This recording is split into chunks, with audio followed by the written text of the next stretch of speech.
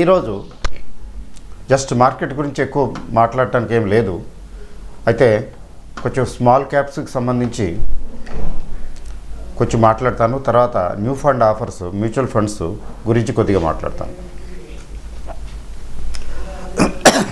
And at the same time మీ అందరికీ post Sankranti శుభాకాంక్షలు. ఇంకా సంక్రాంతి నిజానికి వెళ్ళలేదు కదా, వెళ్ళిపోలేదు. ఏపీలో అయితే 3-4 రోజులు ఉంటుంది. ఆ హ్యాంగ్ ఓవర్ తొందరగా పోదు కదా. బట్ మాకేంటంటే అసలు సంక్రాంతి అన్న పదం ఎక్కడ వినరు, ఎవరు పట్టించుకోరు. ఎక్కడ సెలవులు ఉండవు, యాజ్ యూజువల్ ఫుల్ వర్కింగ్. అసలు పండగ అన్న ఇది కూడా ఫీలింగ్ కూడా రాదు ఇక్కడ. So but whatever it is, మరి మకర రాశిలో ప్రవేశిస్తాడు సూర్యుడు అంటారు కదా, అక్కడి నుంచి మార్పులు వస్తాయంటారు కదా. నేను ఇట్లా అంత పర్టికులర్గా ఉన్నాను, కానీ నేను చూస్తుంటే ఎన్నో సంవత్సరాలుగా చూస్తుంటే నిజంగానే జనవరి నుంచి కొంచెం చేంజెస్, అంటే సంక్రాంతి నుంచి కొంచెం చేంజెస్ లైఫ్లో ఓవరాల్గా ఉండటం నేను గమనించాను. కొన్ని సందర్భాల్లో మంచి జరుగుతాయి, కొన్ని సందర్భాల్లో అంత మంచి జరగదు. గుడ్ అండ్ బ్యాడ్, లేకిన్ చేంజెస్ ఆర్ దేర్. చేంజెస్ ప్రతి నెలలోనూ ప్రతి సందర్భంలోనూ ఉండొచ్చు కదా, బట్ ఇక్కడ కొంచెం స్పెసిఫిక్గా ఉంటుందని అంటారు. That's okay. Otherwise Gregorian calendar తీసుకుంటే జనవరి 1 నుంచి క్యాలెండర్ ఇయర్ స్టార్ట్ అవుతుంది కదా వాళ్ళకి. మరి వాళ్ళు కూడా అట్లా ఇలాంటిదే ఆలోచించి పెట్టుంటారు. కాకపోతే వాళ్ళు జనవరి 1 అంటారు, మనం జనవరి 15తో 14తో అంటాం. అంతే కదా, 15 రోజుల డిఫరెన్స్ వాళ్ళ క్యాలెండర్కిను మన సంక్రాంతి దీనికిను. But whatever it is, bygones are bygones. Very good. ఈ సంవత్సరం వచ్చే సంక్రాంతి కల్లా మీ నాలెడ్జ్ స్టాక్ మార్కెట్ లేదా క్యాపిటల్ మార్కెట్ మీద మీ అవగాహన పెరగాలని, తర్వాత ఇన్వెస్ట్మెంట్స్ గ్రోత్ రావాలని కోరుకుంటున్నాను. ఓకే. సో మార్కెట్ ఫస్ట్ ఏంటంటే అసలు 11,000కి వెళ్ళటానికి చాలా ఇబ్బందులు పడుతున్నదండి మార్కెట్. ఎందుకు పడుతున్నది అనేది చెప్పలేము, కానీ చాలా ఇబ్బందులు పడుతున్నది. సరే, మొత్తానికి 11,000 క్రాస్ అవుతుందని అనుకోవాలి. ఎప్పుడు అవుతుందో అవుతుంది. బుల్స్ కొంచెం ఈక్వల్లీ స్ట్రాంగ్గా ఉన్నారు. తర్వాత ఎఫ్ఐఐస్ తీసుకుంటే వాళ్ళ యాక్టివిటీ నెగిటివ్గానే, ఓవరాల్గా నెగిటివ్ అప్రోచే ఉంది. అయినా ఇండియన్ మార్కెట్స్లో స్ట్రెంగ్త్ ఉంది కాబట్టి ఈ డిఐఎస్, లోకల్ ఇన్స్టిట్యూషనల్ బయర్స్ వాళ్ళు కొంచెం యాక్టివ్గా ఉన్నారు. తర్వాత డేటా తీసుకుంటే mutual funds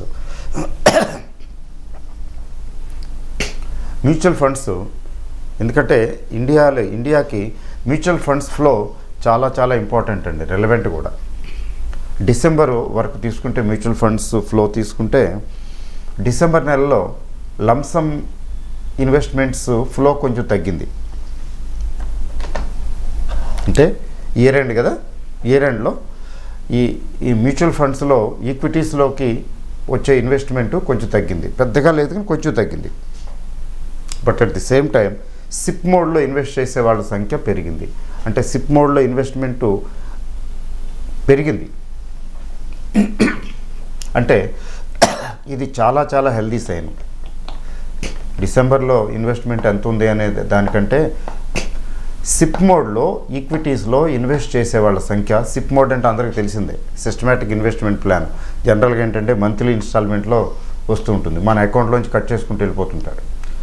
thanks to technology అంటున్నారు, నిజమే. మరి ఒకసారి మనం అప్లై చేసేసి మా అకౌంట్లోంచి ప్రతి నెల ఇంత తీసుకొని ఫిక్స్డ్ ఆథరైజేషన్ ఇచ్చేస్తే ప్రతి నెల మన అకౌంట్లోంచి తీసేసుకెళ్ళిపోతారు. ఇంకా బెటర్ వే ఏంటంటే, రాదర్ బెస్ట్ ఏంటంటే, మన దగ్గర ఆల్రెడీ ఉంటే లంసమ్ ఉంటే పెట్టకూడదు, ఒకేసారి సిప్ మోడ్లోనే పెట్టాలి. అట్లా పెట్టడానికి ఏంటంటే ఉపాయం, ఫస్ట్ మీ అమౌంట్ని మీ ఫండ్స్ని, మీ దగ్గర ₹1,00,000 ఉంది, ఆ ₹1,00,000 మ్యూచువల్ ఫండ్లో పెట్టాలనుకుంటున్నారు. ఆల్రెడీ ఉంది కదా ₹1,00,000 and you don't want to disturb it. అంటే మీకు అవసరం లేదు, దాంతో అవసరం కలగదు. అప్పుడు ఏం చేయాలి? అమౌంట్ తీసుకెళ్ళి ముందు లిక్విడ్ ఫండ్లో పెట్టేయండి. Getting my point? లిక్విడ్ ఫండ్లో పెట్టేసి ఏం లేదు, సిస్టమేటిక్ విత్డ్రాల్ ప్లానే ఒక రకంగా. వాళ్ళకి ఇన్స్ట్రక్షన్స్, స్టాండింగ్ ఇన్స్ట్రక్షన్స్ ఇచ్చేయటమే, ప్రతి నెల ఇంత అమౌంట్ అందులోకి ఇచ్చేమని. ₹1,00,000 పెట్టామనుకోండి, ప్రతి నెల ఒక 5,000, 12 60,000 కదా. ప్రతి నెల ఒక 5,000 పర్టికులర్ మ్యూచువల్ ఫండ్కి ట్రాన్స్ఫర్ చేసేయచ్చు. సో అక్కడి నుంచి ప్రతి నెల 5,000 వెళ్ళిపోతుంది. రెస్ట్ బ్యాలెన్స్ మీద ఇంట్రెస్ట్ వస్తుంది. చూసారా, ప్రతి నెల మీకు ఇంట్రెస్ట్ వస్తుంది. Your getting my point? ప్రతి నెల మీకు ఇంట్రెస్ట్ వస్తుంది, balanced liquidity. For example, first month 5,000 వెళ్ళిపోయింది, నెక్స్ట్ మంత్కి 95,000 మీద ఇంట్రెస్ట్ వస్తుంది. ఎంత? 4%, 5% అనుకుందాం, 6% అనుకుందాం, ఎంతైనా 7 కూడా రావచ్చు ఒకసారి. తర్వాత నెక్స్ట్ మంత్ ఇంకొక 5,000 వెళ్ళిపోతుంది. అప్పుడు మిగిలిన 90,000 మీద నెలకి వడ్డీ వస్తుంది. అలా తగ్గుతుంటే రెడ్యూస్డ్ బ్యాలెన్స్ మీద ఇంట్రెస్ట్ వస్తుంది. అక్కడ ఎంతో కొంత ఇంట్రెస్ట్ వస్తుంది. ఇక్కడ ఎస్బీ కంటే బెటరే, సేవింగ్స్ కంటే ఎక్కువే వస్తుంది, ఎంతో కొంత ఎక్కువ వస్తుంది. ఎట్ ది సేమ్ టైం అంటే మనం ఉన్న అమౌంట్కి మేమేదేమో ఇంట్రెస్ట్ వస్తుంది, అక్కడికి వెళ్ళింది ఏదో ఇన్వెస్ట్మెంట్ కింద వెళ్ళిపోతుంది. అట్లా చేయొచ్చు, అది బెటర్గా ఉంటుంది. ఇన్వెస్ట్మెంటు ముఖ్యంగా ఈక్విటీ బేస్డ్ ఇన్వెస్ట్మెంటు చేసేటప్పుడు మనం ఇండివిజువల్గా చేసిన,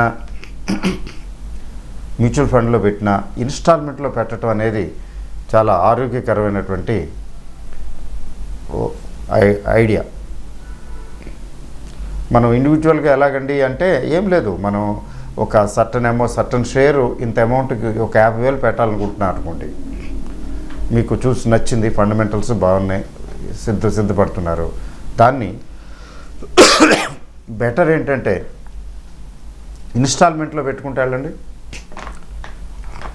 కొంత కొంటారు. ఇప్పుడు ఎగ్జాక్ట్గా ప్రతి నెల అని అవసరం లేదు. మనం చేసుకునేటప్పుడు కొన్న తర్వాత ఎక్కడైనా కొంచెం తగ్గిందనుకోండి, పర్వాలేదు, కొంచెం కరెక్షన్ వచ్చింది, ఇన్వెస్ట్ చేస్తాం. అట్లా కరెక్షన్ వచ్చినప్పుడల్లా యాడ్ చేయటం, కరెక్షన్ రావటం లేదు, అంతగా తగ్గటం లేదు. కానీ నెల మొత్తం మీద తీసుకుంటే కొన్ని రోజులు రెడ్లో ఉంటుంది, కొన్ని రోజులేమో గ్రీన్లో ఉంటుంది కదా. అలా ఎప్పుడైతే రెడ్లో ఉంటుందో, కొంచెం ఎక్కువ రెడ్ అనిపిస్తుందో ఆ నెల యాడ్ చేయటమే. అలా సెలెక్టివ్గా యాడ్ చేసుకుంటే వెళ్ళిపోతే ఒక 3 నెలలు, 4 నెలలు, 5 నెలలు, 6 నెలలు ఒక 50,000 అనుకోండి, ప్రతి నెల ఒక 10,000 అనుకుని సుమారుగా, ఎగ్జాక్ట్గా ఏమీ చేయక్కర్లేదు, సుమారుగా 10,000 అలా యాడ్ చేసుకుంటే వెళ్ళిపోవటం. ఎప్పుడన్నా కొంచెం లోకి వచ్చినప్పుడు కదండి, అట్లా చేసుకుంటూ వెళ్ళిపోతే అది మనం ఇండైరెక్ట్గా మన సిప్ మోడ్ టైప్లో పెట్టినట్లే కదా. ఎందుకంటే నార్మల్గా 90% కేసెస్లో ఎలా ఉంటాయంటే షేర్లు ఇలా ఉంటాయి. ఇన్ ఏ గివెన్ మంత్ ఇది రైజింగ్ మార్కెట్లో ఇలా పెరుగుతూ కూడా ఒక స్టేజ్లో తగ్గుతూ ఉంటుంది. ఇది ఉంటుంది. అలా కాకపోతే ఒక్కోసారి ఏమవుతుందంటే కొంచెం ఫాలింగ్ మార్కెట్ అనుకోండి,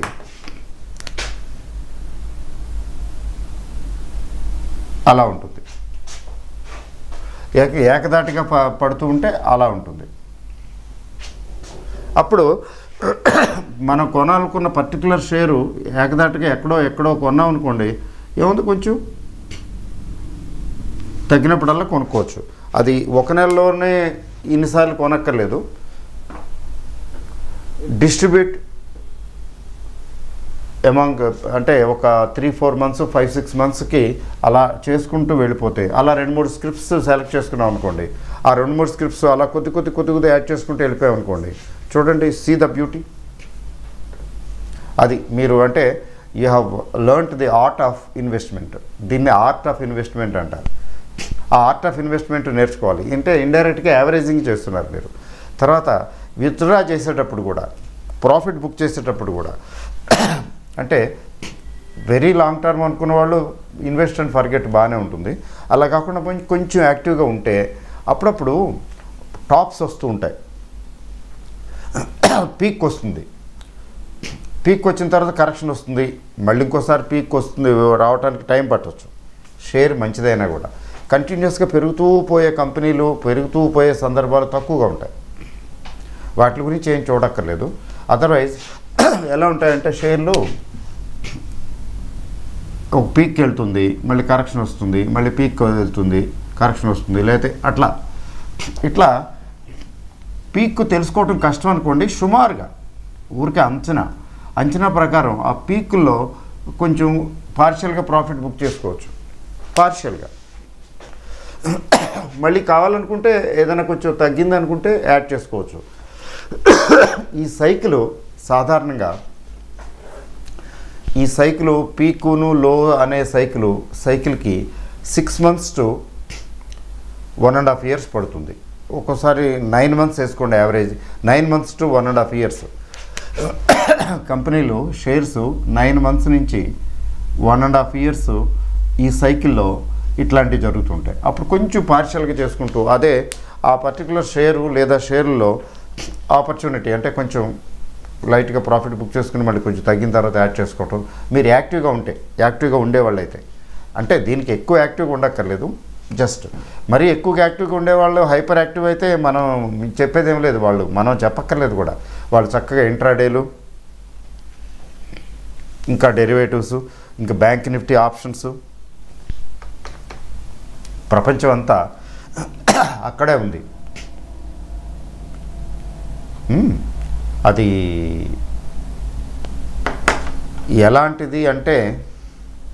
ఎలాంటిదని చెప్పాలి,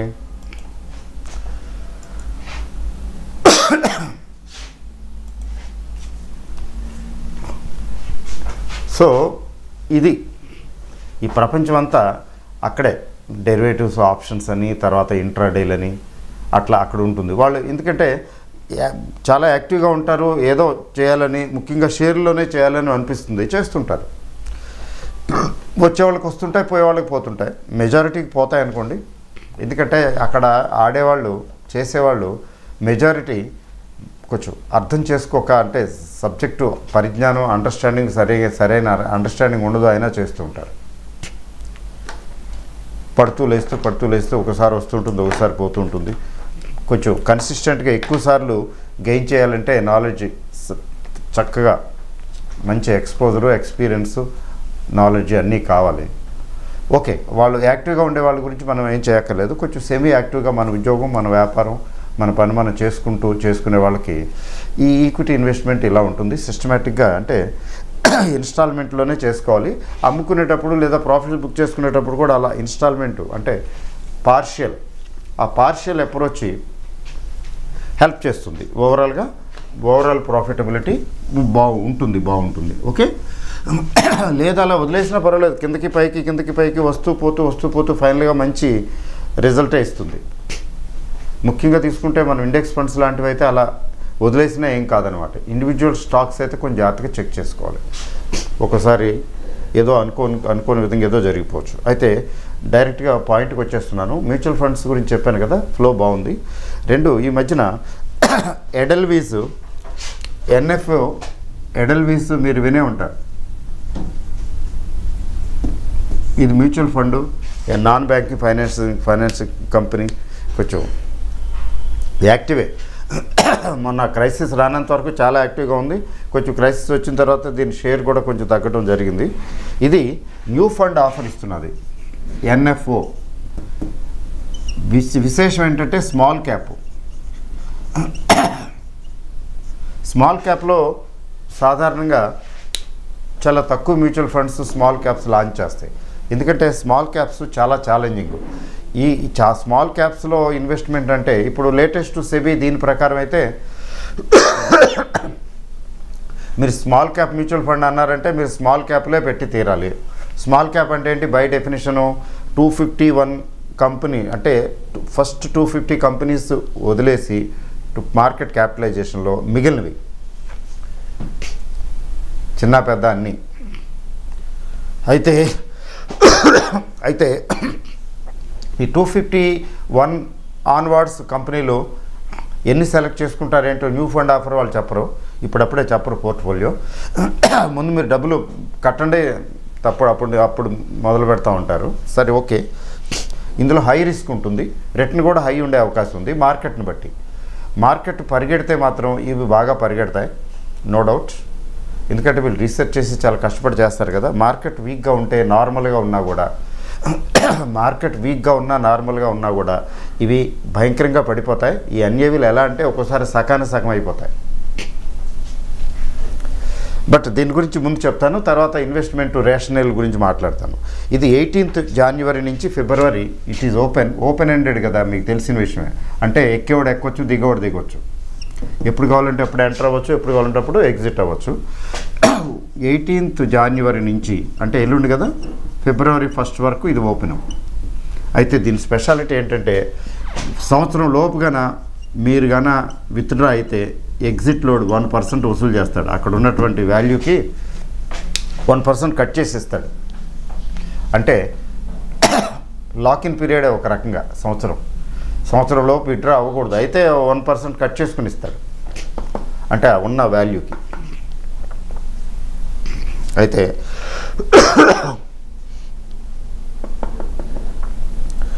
దీని బెంచ్ మార్క్ దేంతో కంపేర్ చేస్తాడు వీళ్ళ పెర్ఫార్మెన్స్ అంటే నిఫ్టీ 250 అని ఒకటి ఉంది. నిఫ్టీ 250 స్మాల్ క్యాప్ అని, నిఫ్టీ క్యాప్ 250 అని, స్మాల్ క్యాప్ 250 అని ఒకటి ఉంది ఇండెక్స్. నిఫ్టీ స్మాల్ క్యాప్ 250, ఇందులో ఏమున్నాయో చూడండి. సో దీని పెర్ఫార్మెన్స్ తోటి టీఆర్ఐ అని క్లియర్గా చెప్తున్నాడు. ఇప్పుడు సెబీ ఊరుకోదు కదా, టీఆర్ఐ అంటే total return index. Total return index అంటే ఆ కంపెనీ ఇచ్చినటువంటి డివిడెండ్లు, గ్రోత్ వగేరా అన్నీ కలిపి చూపించాలి. అది ప్రాక్టికల్గా వాళ్ళు చూపించే ఇండెక్సే కాకుండా ఇవన్నీ యాడ్ చేసి వచ్చే టీఆర్ఐ కూడా ఉంటుంది. ఆ టీఆర్ఐ ప్రకారం ఉండాలి. ఇప్పుడు పప్పులో ఉడకో చాలా కంపారిజన్, ఇప్పుడు చాలా కష్టం వీళ్ళకి కంపీట్ చేయటం. అదంతా న్యాచురల్గా వెళ్ళిపోయేది, ఇదేమో మ్యాన్ మేడ్ ఆపరేషన్స్. కాబట్టి these people have to be very careful. దీంతో కంపేర్ చేస్తారు దీని పెర్ఫార్మెన్సు. అయితే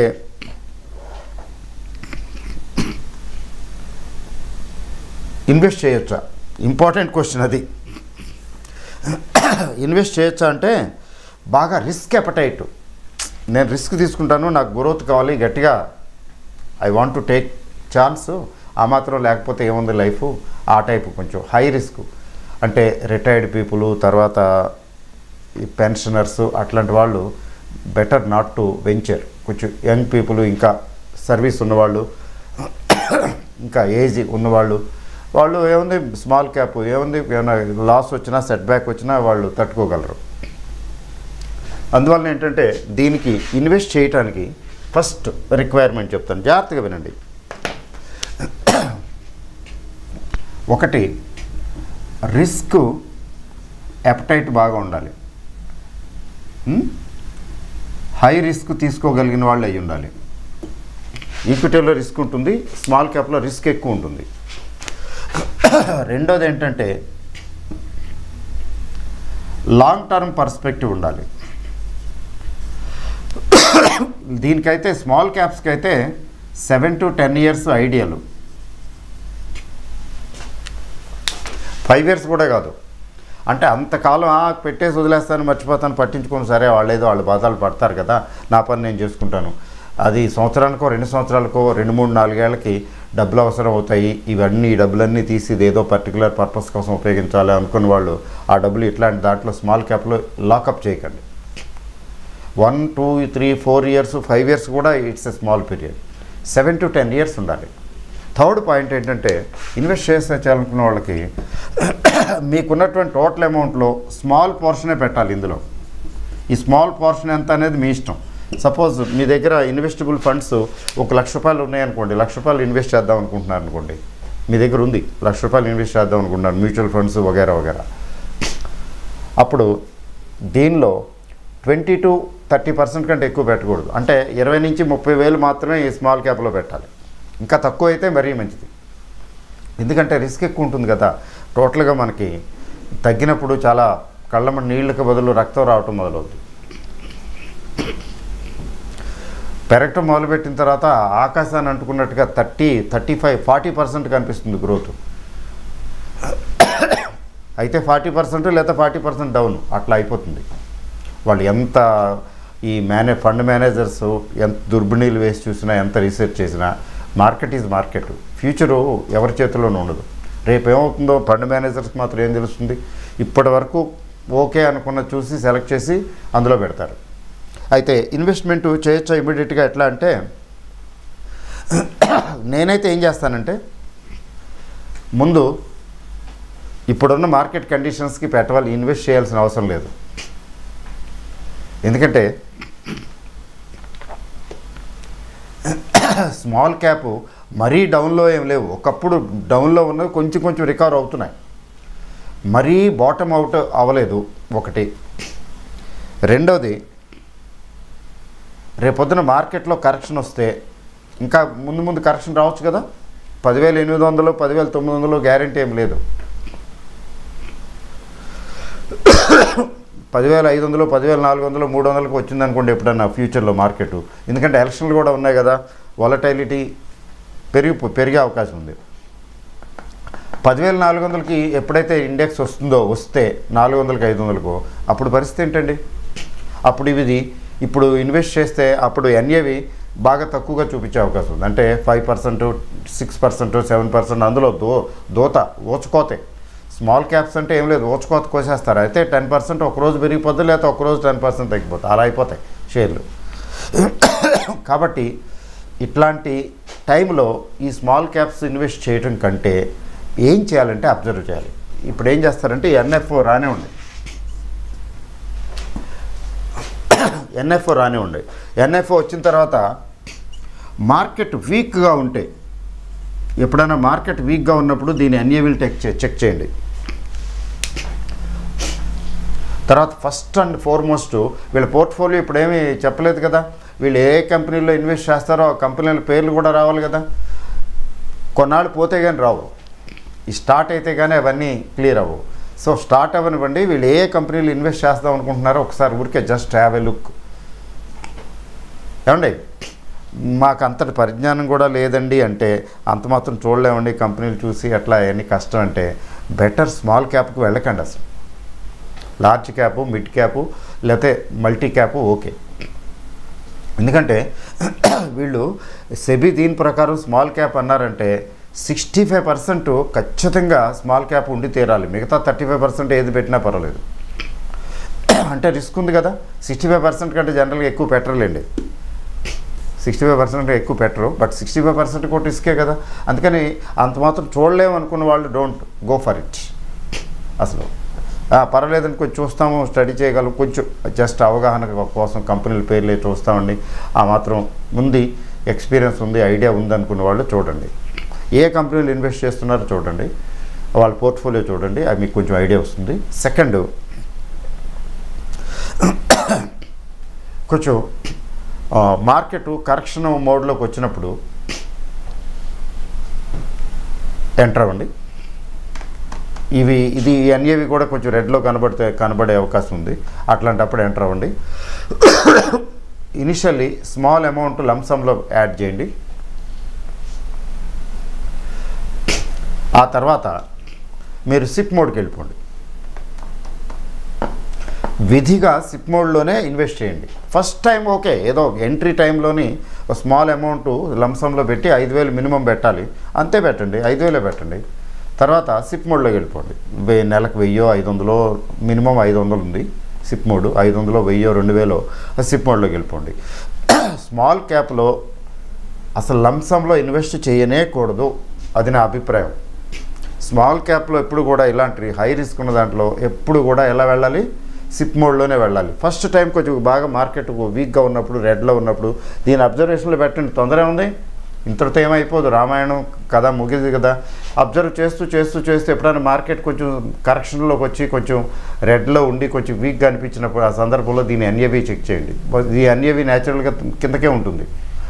ఇప్పుడు పర్లేదు తక్కువగానే ఉందనుకున్నప్పుడు సమ్ అమౌంట్ లంసం పెట్టేసి ఆ తర్వాత నుంచి వాడికి పెట్టేయండి, ప్రతి నెల ఎంత ఇస్తాను రా బాబు అని. సో లంసం ప్లస్ సిప్ మోడ్ అలా చేసుకుంటూ వెళ్ళిపోండి. సిప్ మోడ్లో వెళ్ళిపోతున్నారు కాబట్టి ఫర్దర్ తగ్గినా ఫర్దర్ పెరిగినా it won't effect you much. అది అట్లా చేయాలి. అంటే ఇప్పుడేంటి, రిస్క్ బాగా తీసుకోగలిగిన వాళ్ళు, లాంగ్ టర్మ్ పర్స్పెక్టివ్ ఉన్నవాళ్ళు, కాస్త కోస్త నాలెడ్జ్ ఉన్నవాళ్ళు, తర్వాత తక్కువ అమౌంట్ తనకున్న ఇన్వెస్టబుల్ ఫండ్స్లో స్మాల్ పోర్షన్ మాత్రమే తీసుకుని, అది కూడా ఇమీడియట్గా కాదు, ఎప్పుడు పెట్టాలి, వెయిట్ చేసి వాళ్ళ పోర్ట్ఫోలియో అన్నీ చెక్ చేసుకుని ఎందులో ఇన్వెస్ట్ చేస్తున్నారు ఏంటో చూసుకుని అన్నీ చేసుకున్న తర్వాత ఓపిక్గా ఇప్పుడు మార్కెట్ వీక్గా ఉంటే అప్పుడు పెట్టాలి. ఇట్లా చేస్తే బాగుంటుంది. లేకపోతే వాళ్ళు ఎవరో డబ్బులు ఉన్నాయి నా దగ్గర పెట్టేస్తానని ఆ స్టేజ్లో ఆ మోడ్లోకి వెళ్ళకండి దయచేసి. స్మాల్ క్యాప్కి అంత రిస్క్ ఉంటుంది, బట్ అంత రిటర్న్ కూడా ఉంటుంది. మనకు పేషెన్స్ ఉండద్దు, మరి ఇంత లాంగ్ టర్మ్ ప్లాన్ చేసుకోవద్దు. లేకపోతే ఊరికే పెట్టేస్తుంటారు, తీసేస్తుంటారు, టైం వేస్ట్, ఎగ్జిట్ అయిపోతుంటారు. ఇందులో అయితే వాడు చెప్పేస్తున్నాడు, సంవత్సరం లోపు కానీ మీరు తీసేసుకునేటట్టయితే అప్పుడు ఉన్నటువంటి ఫండ్ వాల్యూకి 1% కట్ చేసి మరి ఇస్తాను. ఎందుకు అంత బాధ? జాగ్రత్తగా అడుగు వేయించి ఆచితూచి అడుగు వేయటం మంచిది. ఓకే అండి. So thank you very very much. All the best.